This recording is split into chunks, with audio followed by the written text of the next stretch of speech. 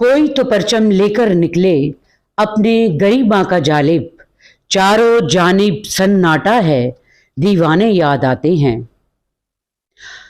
आज मैं हाजिर हुई हूँ हबीब जालिब साहब के हवाले से कुछ यादें, कुछ बातें समेटने जनाब एतजाज़ एहसन साहब के पास, जो मुल्क के मायानाज कानूनदान और मंझे हुए सियासतदान और आला शायर, और एक हवाला जो मेरे लिए बहुत बड़ा है, मेरे वालिदैन के मोहसिन और मेरे चचा हैं जनाब एतजाज़ एहसन जी। आप कैसे हैं? आप खैरियत से हैं? बिल्कुल, शुक्रिया। आपने मुझे टाइम दिया, मेरे लिए बहुत बड़ी बात है, बड़ी ऑनर की बात है कि आपने अपने कीमती वक्त से टाइम निकाला और जालिब साहब के लिए मुझे दिया। तो मैं सर एक सवाल, पहला सवाल आपसे करना चाहती हूँ कि हबीब जालिब साहब को बतौर इंसान आपने कैसा पाया? बहुत ही अच्छा इंसान, बहुत ही शाइस्ता मिजाज, सुलझे हुए, शीरीं गुफ्तार और बड़े आदाब और अदब को मलहूज रखने वाले। यानी अपने से जो उनके बुज़ुर्ग थे, हम तो हमारे साथ तो बेतकल्लुफ़ हो जाते थे, अपने से जो यंग होते थे उनके साथ भी उनकी बड़ी अच्छी गुज़रती थी। मजाक और हिस्से मजाक बहुत था उनमें।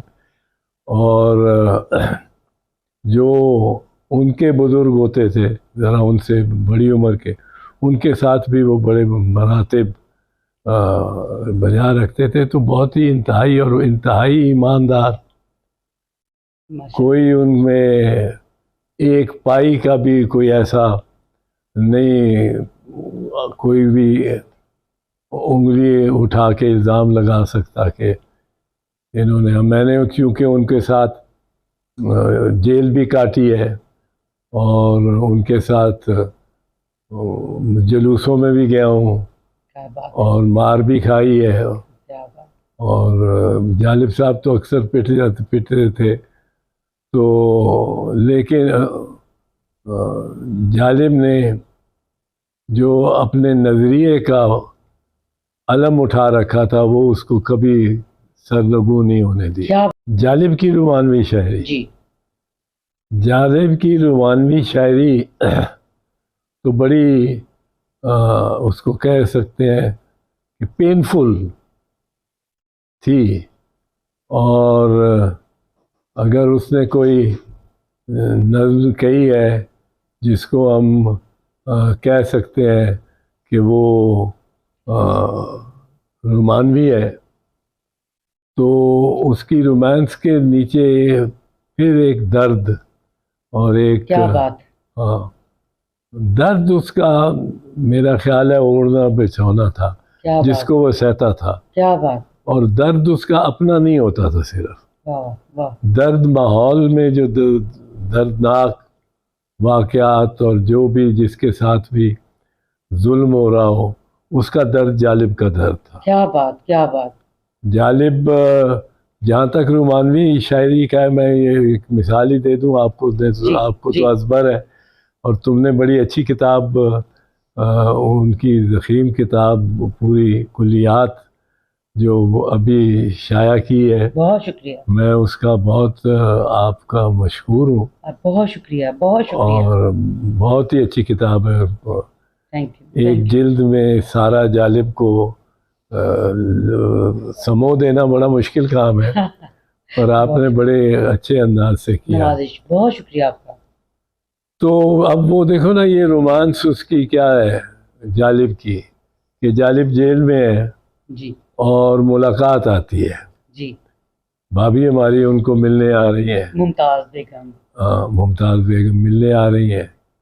और इधर से सुपरिटेंडेंट जेल के दफ्तर से फरमाना, एक पर्ची आती है कि जालिब साहब को हबीब जालिब ड्योढ़ी में जाएं। ड्योढ़ी जो जहाँ दफातर होते हैं, जी, जी, सारे जी, उसको ड्योढ़ी कहते हैं। जी। जहाँ से जेल में अंदर दाखिला भी और निकलने वाला भी वहीं जी से गुजरता है। वहाँ एक तरफ एक जाली लगी होती है दीवार जी में, जी जी, और सलाखें भी होती हैं, सलाखें भी होती है। और बड़ी बारीक जाली होती है। सही। बाहर मिलने वाले खड़े होते हैं और और अंदर कैदी खड़ी होती है। कैदी खड़े होते हैं। तो ये मुलाकात, और फिर अगर हबीब जालिब जैसा कैदी हो तो एक सीआईडी का भी बंदा वहाँ नोट्स ले रहा होता है। बिल्कुल सही, बिल्कुल हाँ। ऐसे ही, बिल्कुल सही। वो उसने ये रिपोर्ट करना है कि अगली नज़्म कौन सी आ रही है, जी जी जी किसको जी, बर्बाद करेगी। किसको बर्बाद करेगी। तो ये मैं आपको बताऊंगा एक बर्बाद की एक नज़्म ने जो इस बहुत बड़े मंसूबे को बर्बाद कर दिया। अच्छा। हाँ, उस मंसूबे के मुसन्निफ कह लें, आर्किटेक्ट कह लें क्या उसके बात, क्या ज़बान। बात, क्या बात। वो जालिब अब मुलाकात के लिए गए सही। और भाभी से मुलाकात हुई, और हम मलिक मोहम्मद कासिम जी और शेख रफ़ीक अहमद साहब हमारे पीपल्स पार्टी के, मैं और जालिब, हम एक साथ साथ के सेल्स में जी जी और इकट्ठे ही थे। उस वक्त हम खुले होते थे जी। जेल के अंदर, अपना जो अहाता होता है उसके अंदर। जी जी। तो जालिब गए मुलाकात के लिए। तो मुलाकात क्या होनी थी, दूर दूर खड़े होके, और बात भी कान में ना कर सको, कोई सरगोशी भी ना कर सको। सही। तो कोई आधे घंटे की वो मुलाकात देते थे। अच्छा। आधा घंटा वो इंसान अपने मेहमानों को कह लें बस देखता ही रहता था, सही सही। और कोई बात कई दफ़ा निकलती भी नहीं थी। जी जी। हाँ। तो जालिब जब वापस आए तो बड़े अफसरदा अफसरदा थे। अच्छा। तो मलिक कासिम साहब ने, मुझे याद है, पूछा इनसे कि क्या मुलाकात में कोई खैरियत तो है तुम्हारी। ठीक। तो उस पर उन्होंने शेर कहा जिसपे बाद में उन्होंने गज़ल बना दी है। सही। उन्होंने कहा, मलिक साहब, जो हो ना सकी बात वो चेहरों पे यहाँ थी, हालात का मातम था, वाह वाह, मुलाकात कहाँ थी। जालिब साहब ने कभी हिम्मत नहीं हारी थी, हमेशा पुरुउम्मीद रहे कि अच्छे दिन ज़रूर आएंगे। मगर आज जो हालात हमें दरपेश हैं, आपकी नज़र में इसका सद्देबात किस तरह मुमकिन है, इनका क्या हल हो सकता है? फिलहाल तो मैं आपको बताऊं, मुझे तो बड़ी मायूसी है, और इसमें मायूसी इसमें है कि हम बदलने को तैयार नहीं हैं। सही। हम कुछ ईसार और कुर्बानी अपने बारे में करने को तैयार नहीं है। हम इस ज़हन के हो गए हैं कि जो मैं सोचता हूँ वही बस दुरुस्त है। सही। और सबको इसके मेरी पैरवी करनी चाहिए। सही। और मेरे जैसा ही हो जाना चाहिए। सही। और जिस तरह ये एक मुल्लायत है, सही। का इसका दौर दौरा बहुत ज़्यादा है, और मुल्लायत में भी एक जबर आ गया। और मैं इसको जिस तरह कहते हैं ना फ़िरका वारियत, फ़िरका वारियत, जब दो फ़िरके शिया सुन्नी आपस में लड़ रहे हों, झगड़ रहे हों, गुत्थम गुत्था हुए हों, गोलियां चला रहे हों, तो उसको फ़िरका वारियत अमूमन हम कहते हैं। सही सही। मैं समझता हूँ अब मज़हब वारियत हमारे पे बड़ी तारी हो गई। सही। और जालिब ने ही इसी कैफियत के खिलाफ जिहाद किया था। क्या बात, क्या बात। कि ये कहीं माशरा इस किस्म का ना हो जाए। सही। कि हम शनाख्ती कार्ड देख के गोली मारते हो, पर बस के पैसेंजर्स के साथ इस तरह हो रहा है जी। और हुए वाक़यात शुमाली इलाकों में। जी। कि वो बस के पैसेंजर्स को बंदूक की नालियों के निशाने पे रख के वो बाहर तो निकालते हैं, बाहर निकाल के बस से कहते हैं दिखाओ शनाख्ती कार्ड। अगर शनाख्ती कार्ड में एक फ़िरका नज़र आ जाए, उससे पता लग जाए कि ये तो फलां फ़िरके का है, उसको गोली मार देंगे। सही सही सही। तो ये इतना अजाब बड़ा आ गया है ये मज़हब वारियत का, सही। कि इसमें कोई चीज़ कोई मुस्बत चीज़ या सोच नहीं सोची जा सकती। सही। कोई साइंस की और जो इंसान जो ज़मीनी हक़ाइक़ है, सही जी, उनसे आप इनहराफ किए रखें और अपने आप को एक जाली सी दुनिया में बसाए रखें, और बस ये कहते रहें कि हम सबसे बड़े बेहतर कौम है। एक आपकी क्रिकेट टीम हो और बस, और उन बेचारों से भी अगर कभी गेम हो जाता है, खेल में जीतना हारना जीतना, पर अगर कहीं वो हार जाए तो आप उनको भी वो पूरी लानत वलानत कर रहे हो, बुरा भला कहते हैं उनको। तो ये लोग नर्वस हैं इसलिए। नर्वस जी। और ये मज़हब वारियत के आगे बहुत से हथियार डाल रहे हैं, और इसमें जो जो जो जालिब था, जालिब तो ऐसा नहीं चाहता था। बिल्कुल सही जी। जालिब तो उसने मुल्लायत के खिलाफ बहुत कुछ कहा भी और एक्सपोज भी किया जी। बहुत मैंने सुनी है आपकी तकरीर मौलाना, नहीं बदली मगर अब तक मेरी तकदीर मौलाना। तो ये मौलाना जो सब्ज़ बाग दिखाते रहते हैं, उस पर जालिब ने कलम का इस्तेमाल किया और बहुत पावरफुल पोइट्री भी उसने की, और लोगों को उसने ये बताया जो उलझे हुए सवाल होते जिसमें हम उलझ जाते थे ना, हमसे मुराद आप मैं भी शायद जी। पर अमूमन लोग कि इस्लाम खतरे में है, इस्लाम खतरे में। अगर आपने एक इस पार्टी को वोट दे दिया फलां जमात को तो इस्लाम खतरे में हो जाए। सही।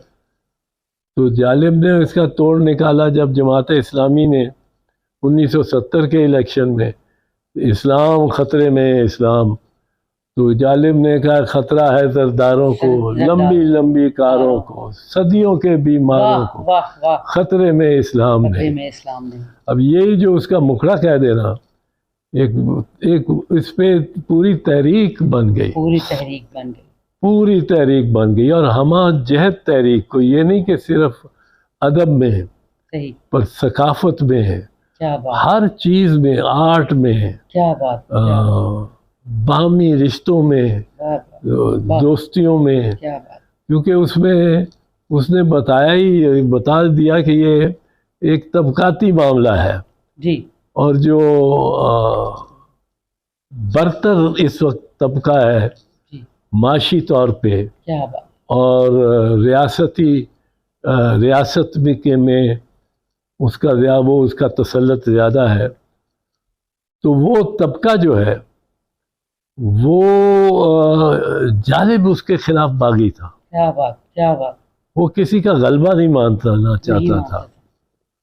और जब ये उन्होंने कहा कि ख़तरे में इस्लाम नहीं, तो उसके साथ ये देखें कि जालिब ने एक, मैं बता रहा था, एक बहुत बड़ी हकीकत को पसपा कर दिया। क्या बात, क्या बात। और ये हकीकत एक थी, आप समझिए कि सारे मुल्क की हकीकत थी। मलिक गुलाम जिलानी मरहूम बड़े दोस्त थे, जालिब के चाहने वाले थे, आसमा के वालिद। उनकी अपनी और दोस्तियां भी थी कॉलेजों की, स्कूलों की। तो वो एक दिन कहते हैं कि मैं हार्ली स्ट्रीट 1960 के अशरे में, हार्ली स्ट्रीट रावलपिंडी में नया नया ये दारुल हुकूमत जो हमारा इस्लामाबाद है, ये कराची था, नया नया गया था, वो पार्शली जुज़वी तौर पे पिंडी, और फिर इस्लामाबाद का शहर बनना शुरू हुआ। तो वज़रा और काबीना भी पिंडी मुंतकिल हो गए। तो एक दिन मलिक साहब मिलने गए, उस वक्त के वज़ीर कानून थे शेख मंजूर कादिर, बड़े बड़े मारूफ वकील थे, और वो भी जालिब के बड़े चाहने वाले थे। वो कहने लगे कि मैं गया शेख मंजूर कादिर के घर, लॉ मिनिस्टर के पास, तो वो बाहर बरामदे में बेचैन चलते फिर रहे हैं, आगे पीछे। बरामदे उस वक्त पुरानी कोठियों के होते थे। जी। तो बरामदे में वो चलते फिर रहे हैं और परेशान है। तो मैंने कहा, भाई मंजूर क्या हुआ? कहने लगा, जिलानी तुझे क्या बताऊं, मैंने आईन बनाया है 1962 का, मैंने आईन बनाया है, और उस आईन को नाफिज हुए आज 1 महीना नहीं हुआ कि एक नौजवान ने मेरी सारी आईन को, सारे मुल्क में फैले हुए आईन को उसने तबाह कर दी, उसने आग लगा दी। उसने आग लगा दी। तो जिलानी साहब ने पूछा, वो क्या है? वो उसके अशार खुद मंजूर कादिर साहब ने सुनाने शुरू कर दिए कि दीप जिसका महल्ला थी में जले, आइन जो नज़म, दीप जिसका महल्ला थी में जले, चंद लोगों की खुशियों को लेकर चले, वो जो साए में हर मसलहत के पले, ऐसे दस्तूर को सुबह बेनूर को मैं नहीं मानता, मैं नहीं मानता। तो अब बाकी नज़म मैं सारी नहीं पढ़ रहा हूँ, क्योंकि उससे बात हमारी मैं सिर्फ उनकी शायरी पे चली जाएगी, उनके माहौल पे नहीं से हट के। तो बाकी सब लोग जानते ही हैं। इस नज़्म अज़मर है ये शहबाज शरीफ साहब को भी जो जालिम बेचारा कब्र में भी जालिम तड़पते होंगे जब। जी, बिल्कुल, मैं आपकी बात काट रही हूँ, आपसे माफ़ी चाहती हूँ।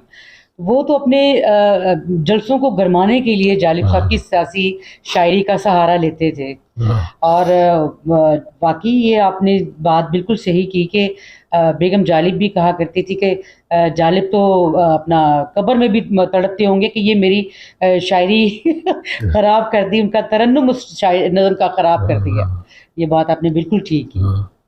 वो बिल्कुल उसका जालिब का तरन्नुम तो क्या बात, एक और ही चीज़ थी। उस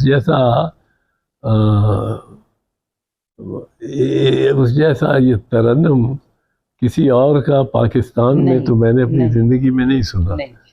और खूबसूरत, पर आप देखो ना, जालिब की ज़िंदगी को अगर देखो, मैं समझता हूँ दहाई ब दहाई हर दिहाई को ले लो, जालिब की ज़िंदगी दास्तान पाकिस्तान है। क्या बात। म्यानी पठाना गाँव से शुरू होता है जी, पर उसको याद किस तरह करता है। क्या बात। एक 80 के अशरे में लिखी हुई उसकी मसनवी, जी, एक हसी गाँव था किनारे आम, ब्यास के किनारे, दरिया ब्यास के। अब उसमें जो मैं कहता हूँ जो सबसे नाजुक और सबसे खूबसूरत शेर जो उसमें मुझे नज़र आता है ना, वो जब मुआवजा करता है उस ज़माने का जब जालिब को इतने लोग जानते भी नहीं थे, मानूस नहीं थे, जब जालिब शायद इस वजह से किसी कदर लापरवाह भी थे, जी जवानी भी थी, पर वो उस कल और इस आज में जो फ़र्क दिखाता है वो बता, पहले तो अपनी गांव की का जिक्र करता है, फिर जालिब जिक्र करते हैं कि वो पाकिस्तान आ गए और कितने धक्के पड़े, कितनी मुश्किलात पड़ी सबसे।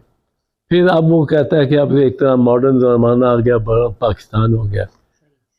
पर वहाँ जो कहता है, अब ये माजी और हाल के दरमियान आप देखें किस कदर खूबसूरत शेर है छोटा सा, कि ये वजह जीस्त पा प्यादा थी, ये वजह कि हम पैदल ही चलते थे, साइकिल भी नहीं था, मोटरसाइकिल भी नहीं था, कार तो कार, ये वजह जीस्त पा प्यादा थी, धूप से छांव तो ज्यादा थी। क्या बात, क्या बात। ये सुकून जो, हाँ, ये जो सुकून से की दुनिया से बेसुकूनी की दुनिया में कदम रखना है ना, ये उस लम्हे को बताता है गालिब। और कमाल, अब सारी मसनवी तो नहीं पढ़नी चाहिए, वो पढ़ने की ज़रूरत इससे ही जो कोई सुन रहा होगा उसको पढ़नी चाहिए कि क्या खूबसूरत ख्याल और नरम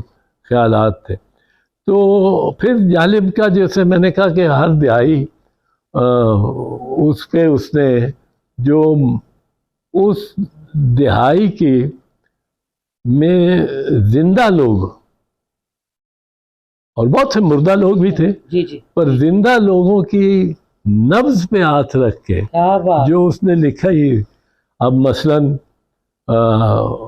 50 के अशरे में सैकड़ों हसन नासिर,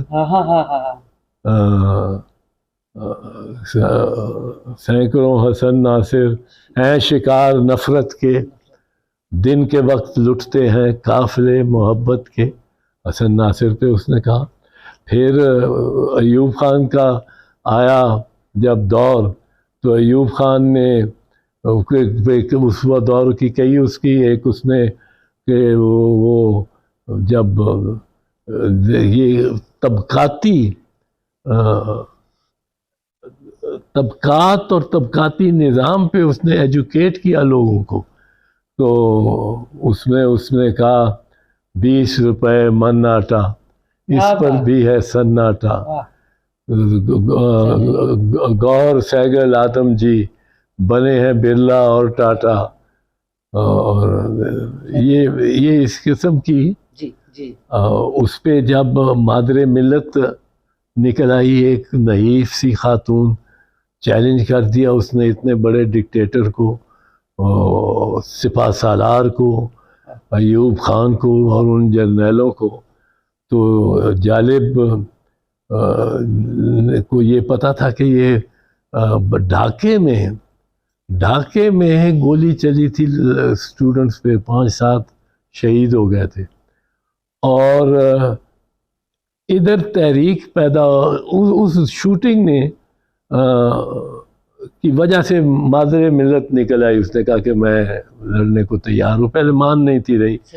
COP जो कोलिशन थी अपोजिशन पार्टीज़ की, वो मनाने की तो कोशिश कर रहे थे सारे, पर वो मानती नहीं थी। पर ढाके में गोली चल के निकल आई।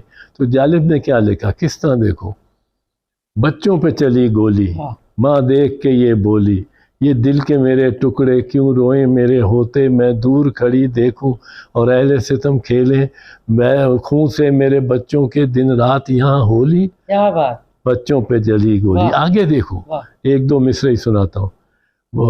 मैदान में उतर आई, बंदूक भी थर्राई, हर दस्ते से तम कांपा, और पता नहीं हर आँख भर आई या कुछ। तो वो उसने जो जान डाली ना, और जिस तरह की शायरी का तकाजा था मौके का।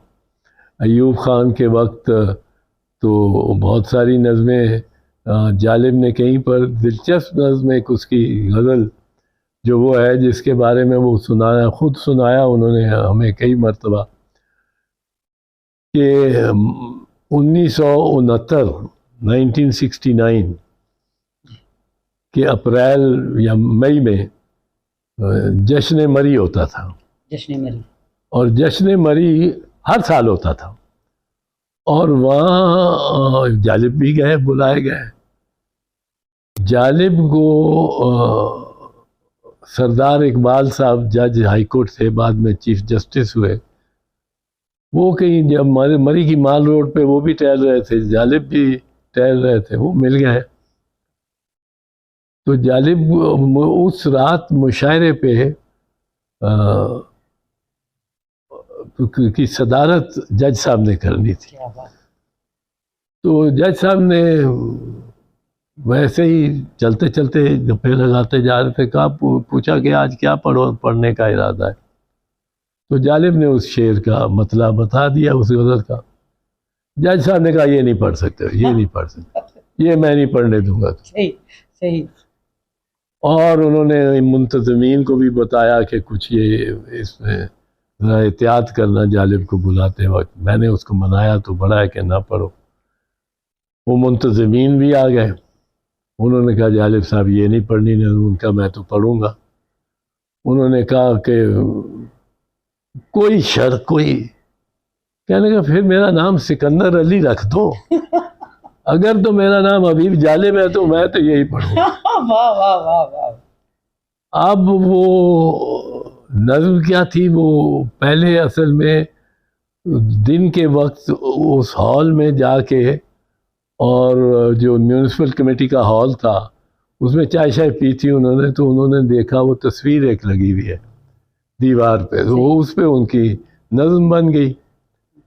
अब वो मुंतज़मीन ने ये किया कि एक बड़े मज़ाहिया शायर होते थे, बड़ा पॉपुलर, बहुत ही पॉपुलर, दिलावर फगार।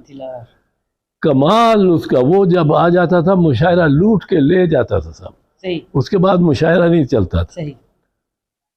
तो जालिब साहब के से पहले दिलावर फगार को बुला लिया उन्होंने, और जालिब को एकदम उसके बाद कि मजमा दिलावर फगार की मज़ाहिया शायरी पे वो सारा मूड उनका होगा, जो है जालिब आएगा कोई सियासी सी बात करके चला जाएगा।